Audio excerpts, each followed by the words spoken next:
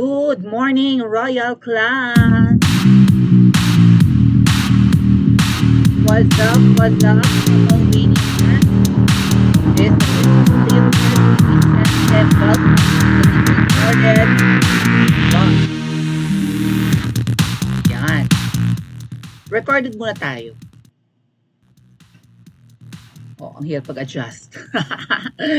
Recorded muna tayo dahil meron lang iniintindi ang iyong prinsipe sa bisibisihan lang ng very light sa paglilinis ng bahay and whatnot at kung ano-ano pang mga errands. But of course, hindi ko naman pwedeng palagpasin ang mga recent ganap, mga recent and current events na parang medyo nakakapag-alala mga kababayan. Dahil nabalitaan ng inyong prinsipesa na magkakaroon ng malawakang people power laban kay FPRRD. Actually, nakapag-post na ako niyan sa social media. And hindi ko sukat akalain na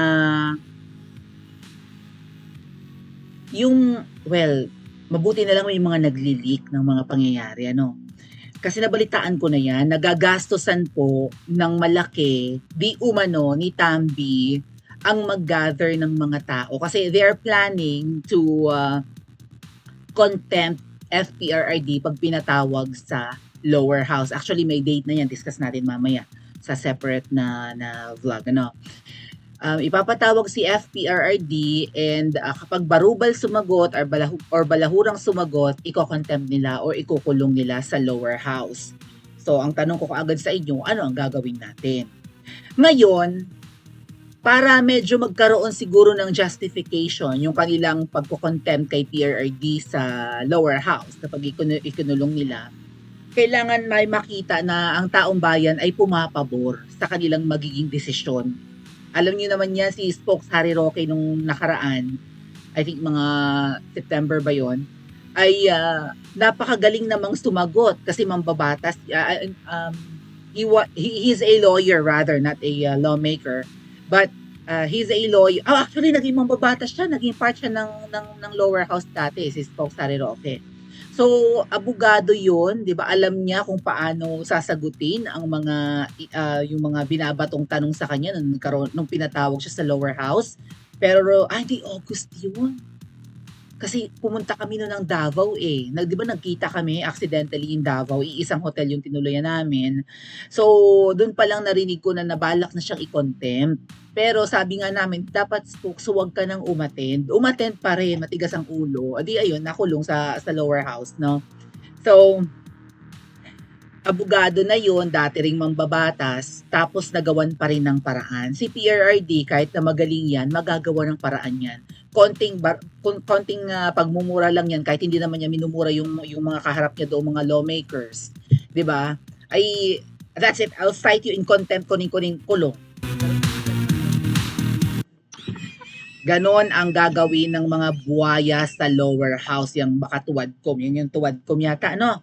So, narinig ko na meron talagang balak na mag-rally sa harap ng House of Representatives in QC kapag dumating si PRRD. Kasi alam nila na may mga ordinaryong Pilipino, even mga vloggers na pupunta sa lower house and magrarally in favor of FPRRD, pero tatalunin nila. Kung sino man ang mga makaduterteng dadating doon, syempre, magpapahayag din naman ng mga DDS, even yung mga nagmamahal kay PRRD at sa mga Dutertes, ng kanilang, 'di ba, ng kanilang disapproval, ng kanilang frustrations, ng kanilang inis, ng kanilang pagkondena sa gagawin ng lower house.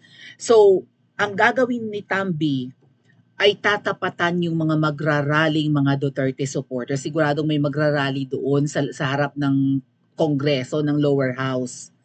And malaki ang kanilang budget.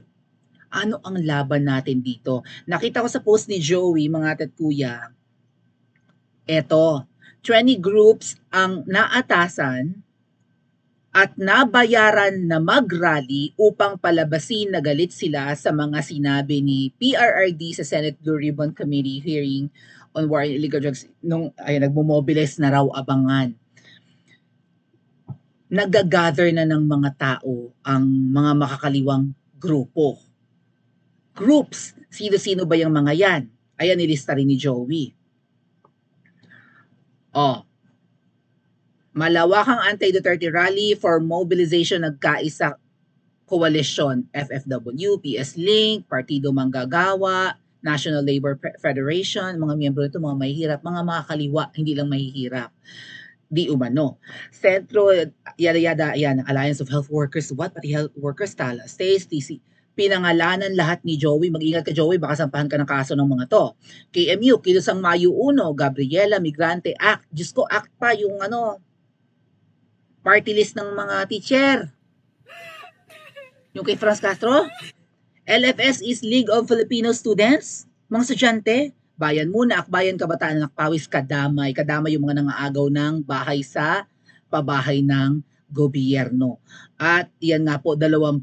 Ngayon, ang sabi ni Joey, mga ate at kuya, ang budget daw per group ay kalahating milyon hanggang 1 milyon, depende sa lawak ng kanilang siguro sa laki ng grupo, sa dami ng mare-recruit.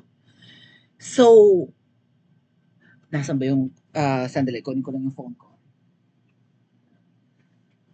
Okay. Kuha tayong calculator. Where's my calculator? Okay. 1 million ha. Ang isang bus, mga ate at kuya, ay kayang magsakay ng 50 passengers. 50. Maybe I could check, no? Para sigurado tayo. Teka.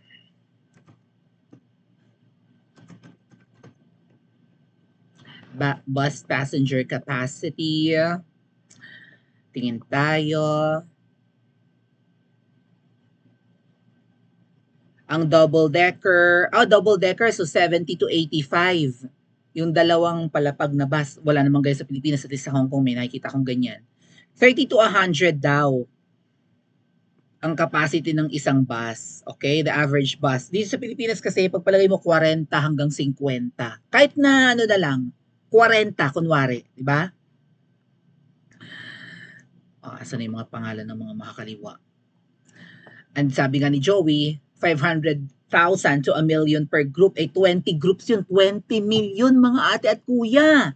Okay, sa isang bus, ipagpalagay natin 40 ang sakay. 40 katao. Okay.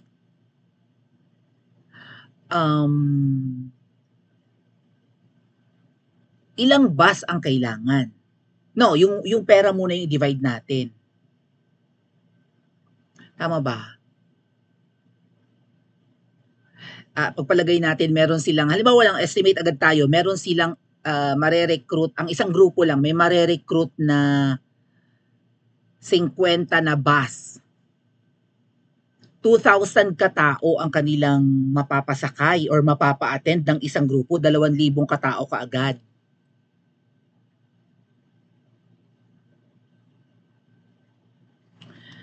Yung 2,000 katao, sabihin natin bayaran nila ng tigli 500 per day. Mababa yon. Siyempre, ang absent sa trabaho kung sino man ang isasama sa rally. Ang minimum wage naman yan, nasa 600 mahigit. So, dapat medyo laki-lakihan mong konti para sumama sa'yo. Sabihin na lang nating 1,000. 1,000 ang bayad sa isang rallyista. 2 million. 2 million. So, kung 2 million, ibalik muna natin sa 500 pesos ang bayad kasi sasakto yun no? 50 katao na 50 katao, 50 na bus na tig 40 katao, 2,000 katao yun. Tapos yung 2,000 katao, bayaran mo ng tigpa 500 pesos, 1 milyon nga. 40 katao sa isang bus, 50 bus, so 2,000 katao. Natigli 500, yung 2,000 katao, 1 milyon. Meron na silang 2,000 rallyist sa 1,000,000. Ay 20 million ang budget. So 2,000 2,000 per group ang kayang mag-recruit, 20 groups 'yun. So 40,000 ang kanilang magiging rallyista. Again ha, 2,000 'di ba? Sa 1,000,000 na budget, 2,000 katao ang kayang bayaran ng tigli 500. Kung 1,000 ang bayad, 1,000 katao. Okay? 1,000 katao, bayaran mo ng 1,000, 1,000, so 1,000,000. Pero kung ang ibabayad nila is may mga kakagat ng 500 eh. Sa hirap ng buhay ngayon, sa mahal ng bili, may kakagat ng 500 ang ibayad. Sumama ka lang sa rally. Pamparami ka lang doon. O, so pagpalagay na natin 2,000 katao ang kayang i-recruit sa 1,000,000 budget, ay 20 grupo yon.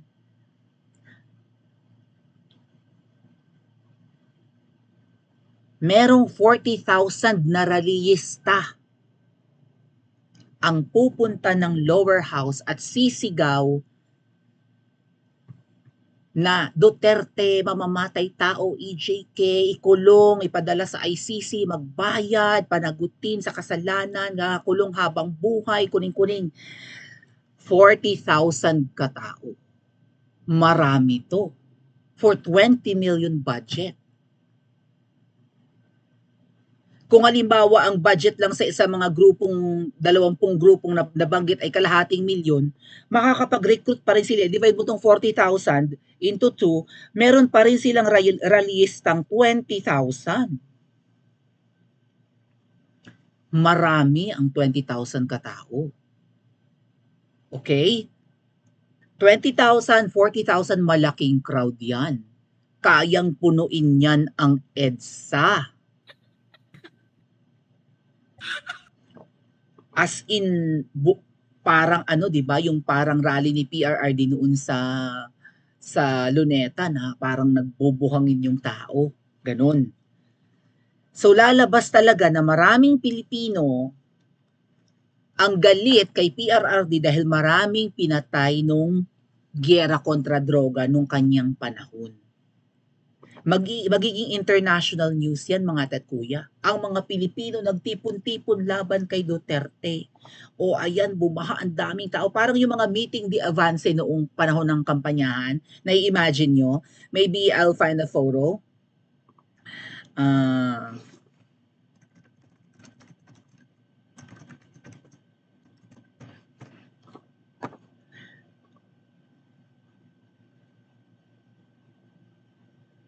Puro kay Lenny ang nandito ah. Ayan. May nakita ko. Ito yata ay ano Uniteam to eh. Yan, pagpalagay mo 40,000 yan. Mahigit yan 20 tingin ko eh. Yang sa Manila Bulletin, yan mga 50 to 100. Siguro 50 or less than 100. Mga 50 to 70, ganyan. Napakaraming mga crowd, di ba? Kung ganyan karami ang crowd na dadating sa harap ng lower house, magkakaroon sila ng justification or sabihin nila tama naman ang ginawa namin na ipakulong si Duterte kasi bastos ang kanyang bunganga and marami naman talagang nabiktima noon ng EJK, kuning-kuning. May mga napatay noon ng illegal. Dahil sa utos niya, berdugo si Duterte. Kaya ayan ang tao, ang laki-laki. Mukhang people power against PRRT. So magiging international news pa yan. At ginigisa tayo sa sarili nating mantika, pera ng taong bayan. Ang gagastusin para sa 20 grupo na magre-recruit. Kung hindi sila mangungupit, kung 1,000,000 ang budget, kaya nila ang 40,000 na crowd kung hindi sila mangungupit. Ngayon, syempre, alam nyo naman, ang mga makakaliwa, mga utak demonyo naman, mangungupit ang mga yan. Imbes na ma-achieve nilang 40,000 crowd, magiging 20,000.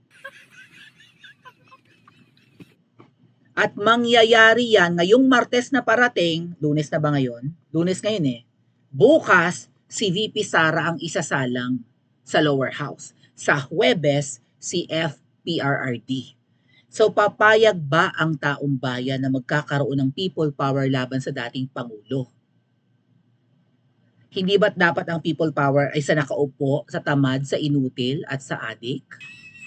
Ano ang dapat gawin ng mga Pilipino para labanan ang malawakang people power na binabalak laban sa dating Pangulo? Pa-comment sa comment section at mag-like and subscribe din po kayo.